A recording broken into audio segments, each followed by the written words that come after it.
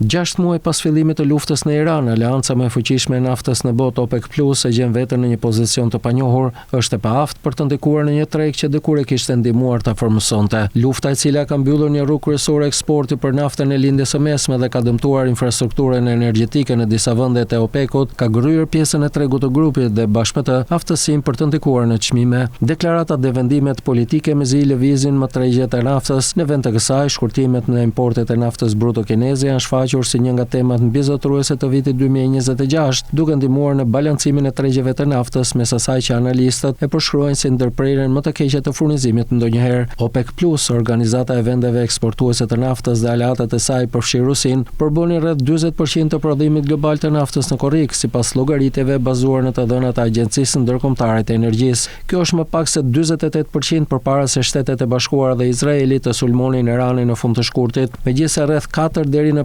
5% të rënies ishin për shkak të tërheqjes së Emirateve të Bashkuara Arabe nga OPEC-u në maj. OPEC-u formua në vitin 1960 dhe kuadri i zgjeruar i OPEC Plus u krijua në vitin 2016, kur Rusia dhe prodhues të tjerë bashkuan përpjekjet për të ndihmuar grupin të përballonte rënien e pjesës së tij në prodhimin botror të naftës. Pjesa OPEC në prodhimin global të naftës bruto arriti kulmin në rreth 50% gjatë krizave të naftës të viteve 70, përpara se të binte në 30% deri në mesin e viteve 1980, ndërsa prodhimi nga deti veriut, Alaska dhe Siberia u rrit. Që nga marsi, grupi kryesor i OPEC Plus ka njoftuar 6 rritje të prodhimit të naftës. Megjithatë, për shkak të bllokadës së Hormuzit, shumica kanë mbetur kryesisht në letër, me vendimet që kanë pasur pak efekt në çmimet e naftës, përveç në korrik gjatë një pushimi të shkurtër Shtetet e Bashkuara e Iran që rriti shpresat se Hormuzi do të rihape.